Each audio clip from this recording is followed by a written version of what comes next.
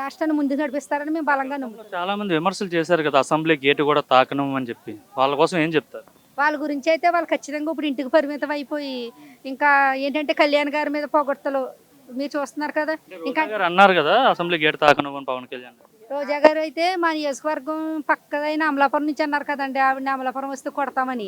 కొట్టడం కాదండి, మామూలుగా కాదు అంటారు కదా, చీపురు కట్టలు ఇచ్చి తరుగుతారు రోజా గారిని. అయితే నోరు ఉందా కదా అని ఏది పడితే అది మాట్లాడేస్తే ఈరోజు కళ్యాణ్ గారు ఎంతో ఆయన ఒక సినిమాలో ఒక చిన్న యాడ్ చేసుకుంటే సరిపోయింటే ఆయన అవన్నీ వదులుకుని ప్రజల కోసం వచ్చిన ఆయన చాలా మాట్లాడినారు.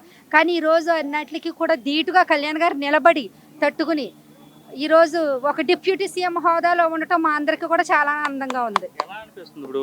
జగన్మోహన్ రెడ్డి అంటున్నాడు, ఈ ప్రభుత్వంలో మహిళలంతా ఇబ్బందులు పడుతున్నారు, ప్రజలంతా ఇబ్బందులు పడుతున్నారు. నా ప్రభుత్వంలో మహిళలకు మంచి చేశాను, ప్రజలకు మంచి చేశాను, మళ్ళా నా ప్రభుత్వం వస్తుంది, 2.0 అంటే ఏంటో చూపిస్తాను అని చెప్తున్నా. 30 ఏళ్ల పాటు అధికారంలో ఉంటా అంటున్నాడు వచ్చే ఎన్నికలు. అది 30 సంవత్సరాల అధికారంలో ఉంటాం, తర్వాత చూద్దామంటే ఫస్ట్ ప్రతిపక్ష హోదా కోసం అడుక్కుండా ఉండటం మానేసి ఫస్ట్ తెలుగు ఒకటి స్పష్టంగా మాట్లాడటం నేర్చుకోమన్న తర్వాత 30 సంవత్సరాల పాలన గురించి తర్వాత మాట్లాడుకుందాం. ఫస్ట్ తెలుగు మాట్లాడటం నేర్చుకుంటే తర్వాత చూద్దాం.